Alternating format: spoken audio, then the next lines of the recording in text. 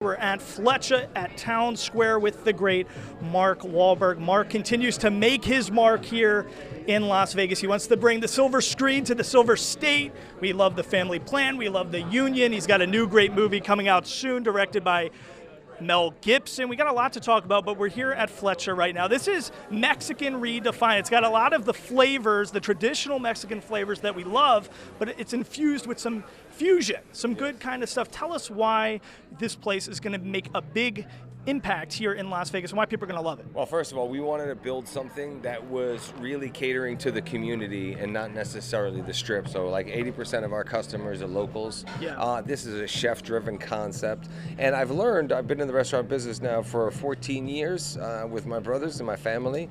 And so it's all about having the right people. So finding the right chefs, the right operators, and creating something that's really special. It really is about Christian and Randy and what we've created together. And so making sure that I have the right people in the right positions to create the best experience, whether it's, the little touches like the welcome marg when you come in, or the best ceviche you've ever tasted, the best street tacos you've ever tasted, the best lobster enchiladas. I mean, the food is amazing, and of course the entire customer experience, the service, everything. And listen, we spoke at another place on the border a few years ago. You were talking about Flecha Azul and all that great stuff. Let's continue talking about some other stuff, because here's what I think so interesting about you. You were just talking with the Nevada Independent. You're a local here. You moved here in 2022.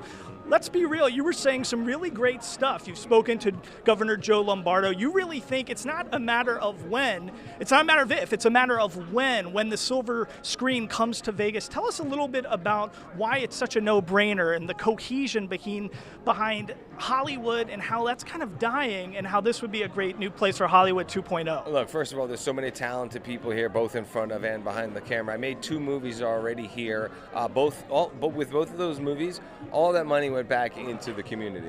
What I'm trying to do is encourage people like myself, if they're trying to pursue a better way of life, to move to Nevada, because that is my life and all the people that have come with me, life and lifestyle has vastly improved. Right. Since we've made that move. And so in order to do that, to get the people to come, the talent, the other talent outside of that, and people who are making the movies, writers, directors, actors, you need to have some sort of incentive here as far as a tax credit. And look, with the amount of jobs that we'll create, the amount of excitement that we'll create, as you know, we've got sports here now. Vegas is the place to be. And so we want to make sure that all that money is going back into the community. So for me, it's not about Disney getting a discount. It's about people coming here. It improves the housing market, it improves everything. So. And I think, you're a guy who demonstrates such you work with people so well. A lot of celebrities don't display that. They don't demonstrate working with people well. You work with everybody, and it's a great thing. Well, I'm trying to connect with people. COVID really gave a lot of people an excuse to distance themselves from people. I am trying to connect with people, and more importantly, I'm trying to bring people together to connect. And you're here in the community. People see you all the time. Now, you got a new thing. Let's check the Municipal thing. You got a new gym concept. It's all about recovery, fitness. You're about fitness and faith. We know everything you do with Halo, but now EOS is partnering with Municipal to start this new gym in downtown Summerlin. Tell us about that. So great operators. I wanted to create something that was super luxury, super high end, that really has all the bells and whistles, but also has the best and most serious training. Yeah. So with the recovery center, rejuvenation therapies, cafes, cold plunges, everything you can imagine, and a retail store inside,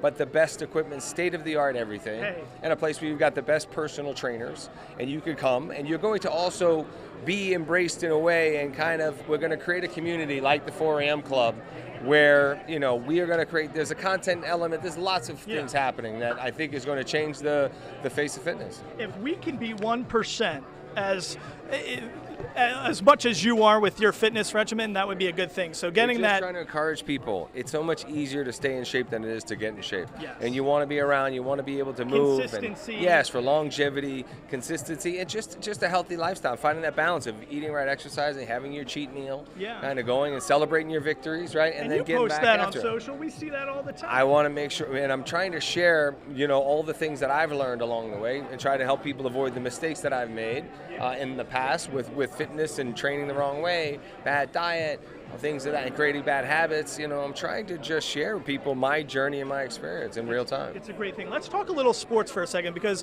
what I love about you and your career, you're constantly evolving and improving upon things. From just a movie standpoint, we remember The Departed to Boogie Nights to, The Fighter and the way that you attack those roles. But then we also love The Union and The Family Plan and all that kind of stuff, all the movies with Will Ferrell. So let's talk about how Tom Brady, the GOAT. I'm curious about this as a native Boston guy. That guy is the best quarterback of all time, correct?